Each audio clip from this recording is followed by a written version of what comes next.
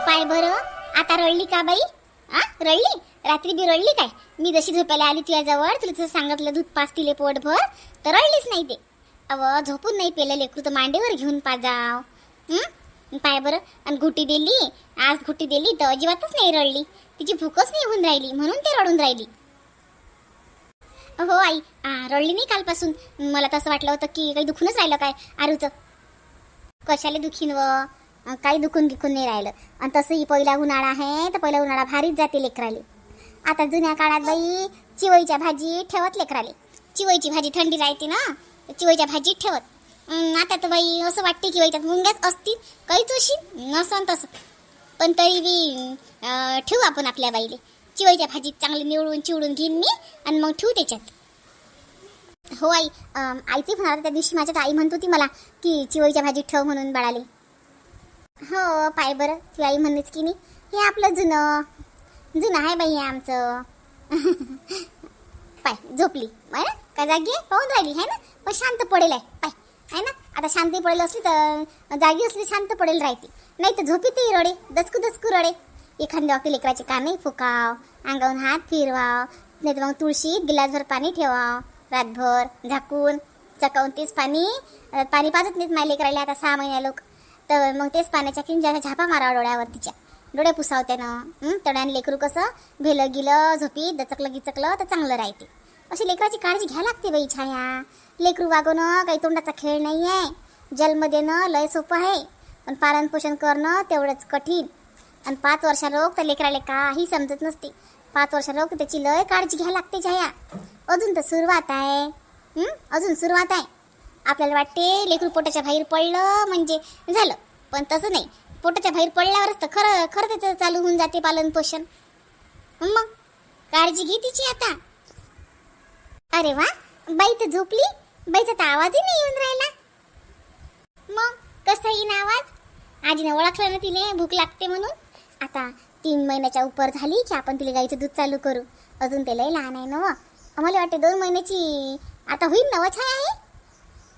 हो आई, 2 महिन्याची होती ना आता. तेच तर म्हटलं बाई, आईचं जावळ राहिलं व काढायचं. पाय बरं गडबडीत जावळी राहिलं. एखाद्या दिवशी तुळशीपाशी जावळ काढून घेऊ गड्या. मंदाले शेताला फोन करायला लागेल. तसे आता उन्हाळ्यात पोरी येतातच तर जावळ काढून घेऊ. त्याच्या पोरीचे पेपर संपले येतात मग त्या. हो आई, इथं जावडी राहिलं आहे की नाही. मग मंदाताई श्वेताताईले विचारून पाहणं. त्यांचे मला वाटते बहुतेक झाले असतील पेपर पोरींचे. हो झाले त्यांचे एक्झाम. कारण की मंदाताईचं श्वेताताईचं दोघींचं पण स्टेटस होतं लास्ट डे ऑफ स्कूल. तर झाले त्यांचे एक्झाम पोरींचे. असं काय? बरं, संध्याकाळीच फोन लावतो मी दोघी बहिणीले. तरी म्हणतो लवकर सवकर चालल्या या, जवळ काढा लागतं तुमच्या भाचीचं. हो आई.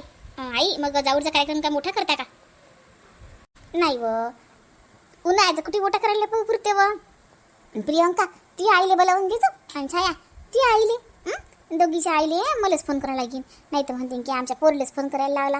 येईन बाई नाही बोलल्या असं होईन. नाही तर दोघीच्या आईले बोलावून घेऊ झालं. आणि लगे आपल्या पुरी मंदान श्वेता बस आपल्या घरातल्या घरात तुळशीपाशी करून टाकू.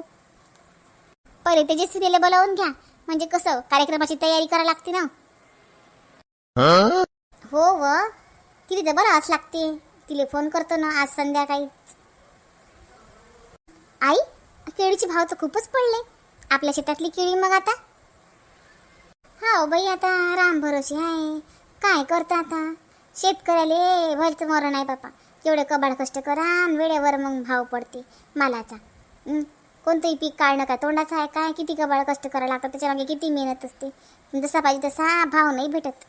आता टरबूज पाहिनं, टरबूज लावले होते तर लगे किती कमी भावात आपल्याला व्यापाऱ्यांना मागितले होते.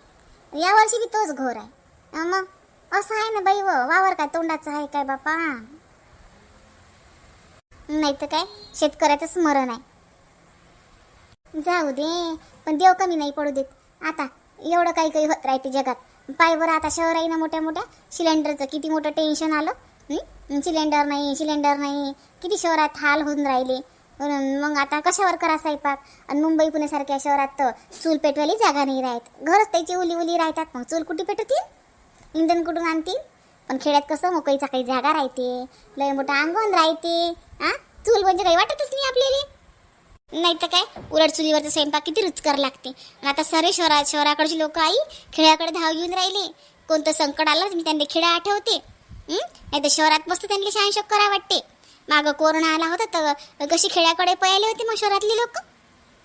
मग तेच ना, मग शेतकरी काही हारीत नाही आहे, काही पुऱ्या जगाचा पोशिंदा आहे तो. अरे बाई तर शांत शांत आहे. दवाखान्यात नेलं होतं वाटते. नाही, दवाखान्यात नाही नेलं. रात्री शांत झाली ते आई आल्या तर. ते काय आणलं तुम्ही? हा ड्रॉप आहे, गुटीचा ड्रॉप. रात्री आई म्हणत होती ना गुटी पाहिजे गुटी पाहिजे. मेडिकलवर मी विचारलं तर तो म्हणे मेडिकलला म्हणे ड्रॉप आहे म्हणे गुटीचा. हा ड्रॉप आहे गुटीचा, हा देतात लहान लेकरांनी. आणि छाया हा देत जाय थोडा थोडा.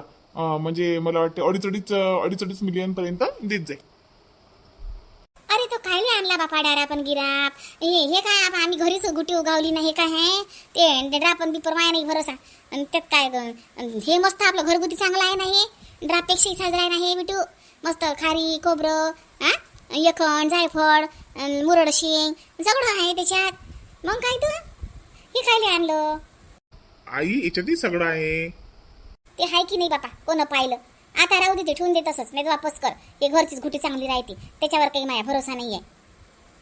आता वापस नाही करत. आता आणलं तर देऊन द्या एवढी बॉटल. ती सध्याशी घरचं राहू द्या, हे देऊन द्या. नंतर मग घरचं सुरू करा. नाही हो, महाग आहे का खूप? वापस करून द्या ना. अरे महाग नाही आहे ना ती, 50 रुपयाचा ड्रॉप आहे तो. वापस करणं बरोबर नाही वाटत ना आता. हे देऊन दे एवढी बॉटल. नंतर मग हे घरचं चालू करा तुम्ही. बस मला काय माहिती तुम्ही घरी सुरू केलं हे. मला वाटलं, मी सहज म्हटलं बरं जाऊ दे, हे देऊन दे. पाय काय होते तो. नंतर नाहीच चांगलं वाटलं बाईले तर मग डबल घरच गुटी देऊन द्यायचो. गेलं तर गेलं बाई, जाऊ दे, काही महाग नाही आहे. चाल बाई साक्षी, जातो आता घरी. ते बाबा फोनवर फोन करून राहिले. मले म्हणून राहिले जवाच्या घरी मजा मारती म्हणते सासू. असे मला चिळून राहिले ते बाबा. आई थांबून जाणं. काहून तुला करमून राहिला का माझ्या घरी? करमते तर लय बाई त्या घरी, मला लय करमते, लयच करमते. पायच निघत नाही माया. पण काय करू, ते बाबा तर स्वयंपाक करायला कोणी नाही आहे ना तिथं. आई आता पुढच्या वेळेला आली ना तर बाबाला घेऊन येतो. ते बाबा येतात काय हो बाई, येत नाही लवकर. त्याला घर आणि वावर त्याच्याशिवाय दुसरं काही सुचतच नाही. जाऊ दे, मी चालली जातो आता. चाल निघू मग मी. हे बाई काळजी घे. आणि त्या बुडगी संग जास्त बोलत नका जात जाऊ. तोंडरा तोंड नको टाकू त्या उभारीच्या. भांडते माया पोरी संग. साक्षी तुले काही कमी नाही आहे, जवाई लय मस्त आहे. फुलात वागवते तुले काय गरज त्या बुडगीकडे पाहायची? मस्त घरात राहा, खा प्या, मजा कराव. त्या बुडगी उरावर अजून जास्त मजा कराव. अजून तिची जीवार येते मग चांगली जळजळू खाक होते मग ते. जाऊ दे का बाई मम्मी, मी तिच्यासोबत बोलतच नसते, तुझं नाव पण घेत नसते मी. जाऊ दे, तुला तर म्हटलं थांबून जा, तू पण थांबून नाही राहिली. आता येईन आता. एखाद्या वेळेस आठवण आली की येईन, मग डबल येईन. बरं मी काय म्हणते, मी दीदीसाठी जे टॉप घेतले होते ते घेतले बॅग मध्ये? हो बरं ना. ते आता ती येईनच दीदी. ती आली की मग तिला जाऊ देत नाही महिनाभर. तिची सासू भल कशी बेकार बाई आहे, माहित नाही का तुले? ती सासूची बहीण आहे. मला सासरास करते व बाई तिले. हो ना मम्मी, सासवाना नाही काय, दोघी सासवाना नाही का जेलात टाका लागते. खरंच ना, खूपच हिट गावल्या ते. एक मनात कमी होती की मला पोरगा नाही आहे असं वाटते. 2च पोरी आहे, घरोघरी गेल्या की काय बापा आपल्याला पोरगा नाही. पण आता कसं मन शांत झालं की माया जवाई लायना जवाई तर मला पोरासारखाच भेटला. पोरापेक्षाही पार. स्वतःच्या मायले दूर लोटते पण सासूले जवळ करते. म्हणून जवाच्या घरी मजा मारते सासू. हो मम्मी, योगीजी तसे खूप चांगले आहेत. त्यांच्या आई आहे बेकार आत्या, पण योगीजी खूप छान आहेत. चल येतो मग आता. पोहोचली की फोन कर. हो करतो फोन. हे पा म्हटलं छायाचा फोन आला होता. नातीचं जावळं काढणं आहे तर जा लागीन मले. जाय ना. आणि चालली जायचो. माया तर काही जमत नाही आणि तू चालली जायचो. आणि या वेळेस आपल्या नातीच्या पायगुणानं आपलं सगळं चांगलं आहे. म्हणजे आपण तिला कपडलं ते करू शकू एवढा पैसा आहे तिच्या आबापाशी. पण काही म्हणतो अनाथ झाल्यापासून जरा परिस्थितीत पालट पडल्यासारखा वाटते मला. माझी कमाई बी चांगली आहे, गज बी परमनंट झाला. त्याचाही पगार येते आता. आता आपल्या नातीले आपण तेव्हा तर काही करू नाही शकलो. उदारी पुदारीत करून घेतलं होतं. पण आता तिथे चांगला ड्रेस ने, छायाले साडी ने, जवाई बोले कपडे ने, सगळं चांगलं पद्धतशीर ने, खाया प्याली येली त्याली सगळं चांगलं ने. हो खरंच नाच झाली आपल्याला तर खरंच अजून तर आपल्या घरी आली बी नाही. तिचे पाय आपल्या घरी लागले बी नाहीत तरी बी आपल्याला किती फरक पडला काजी. म्हटलं आता घेऊन येऊ का नाही तर मग तिले आलीच नाही छाया आपल्या घरी. लेकरू झाल्यापासून आलीच नाही. आता मला वाटते आणावं तिले. तिच्या घरचे पाठवतात काय? तिच्या घरचे पाठवतीन तर आण बा. आता आपलं असं टिनाचं घर, त्याची लाडाची पोरगी आहे. उन्हाळ्याचं नाही पाठवतीन ती. मग आता ऊन तपते आणि मग पाऊस येईन, मग थंडी वाजीन. आपलं हे कच्चं घर मग कधी आणा आपल्या पोरीले. आपण करू ना. आपण तिला ऊन नाही लागू देऊ. चांगला कूलरही आणायला लावतो मी गजूले. मग झालं. मी सांगतो तिच्या सासूबाईले समजून की आम्ही कूलरही आणतो, सगळं काही आणतो. आम्ही बी सोय घेतो. आम्हाला बी वाटते जवायचं लेकरू आहे, सांभाळून सांभाळून ठेवा. पण आणा वाटते हो पोरीले. पाय बुवा, तिच्या घरचे पाठवत असतील तर आण. जबरदस्ती करू नको. कारण आपली परिस्थिती हलाखीची आहे. छायाची आई लोकांचं लेकरू आहे, कमी जास्त झालं तर आपल्या पोरडे सासरस करतील.